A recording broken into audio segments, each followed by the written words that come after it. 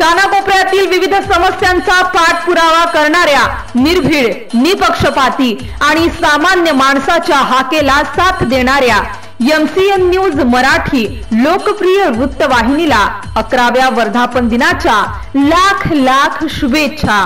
शुभेच्छुक सुनील हिस्सल, मुख्याध्यापक, जिल्हा परिषद मराठी शाळा जामोद तथा सर्व शिक्षक वृंद, जिल्हा परिषद मराठी शाळा जामोद।